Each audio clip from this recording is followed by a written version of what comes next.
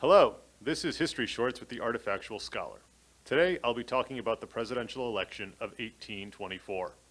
During the administration of President James Monroe from 1817 to 1825, the United States experienced a period of unprecedented prosperity and political unity.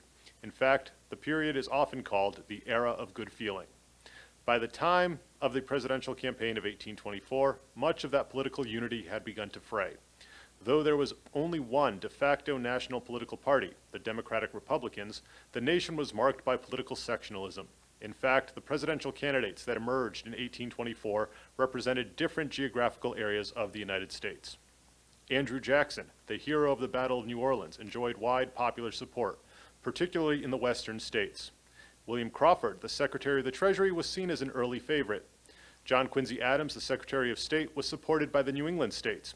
Henry Clay, Speaker of the House of Representatives, also had some support in the West. Finally, John C. Calhoun, the Secretary of War from South Carolina, had limited popular support. Calhoun realized his lack of nationwide support and withdrew himself from the presidential contest. He did, however, gain assurances that he would become the vice president. Of the four remaining candidates, Crawford had the broadest popular support, but during the spring of 1824, he was struck down by a mysterious ailment and quickly fell out of favor with the American public. Crawford's illness paved the way for Jackson's emergence as frontrunner. Playing on his military record and outsider status, Jackson soon garnered the support of the southern states. Adams, with a long and distinguished career in public service, solidified his support in the Northeast. Clay, a Westerner, remained a long-shot candidate. When the American people went to the polls in November 1824, Jackson emerged with the greatest number of popular votes.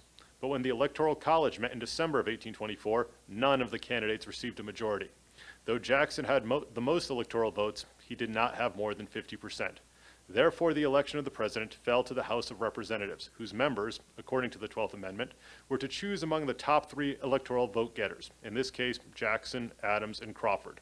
Henry Clay, who finished fourth, could not be considered for the presidency, but he was left in an enviable position. As Speaker of the House, he would lead the body that would select the next president. Yet the House proved as divided as the nation. After weeks of debate, no candidate was chosen. In February 1825, Adams and Clay held a closed-door meeting that lasted for several hours. When the meeting ended, Clay declared his support for Adams and, using his considerable influence, led the House to elect John Quincy Adams as president. Upon his inauguration, Adams named Clay his Secretary of State. Jackson's supporters immediately leveled accusations of a corrupt bargain and set about to stymie all of Adams's plans.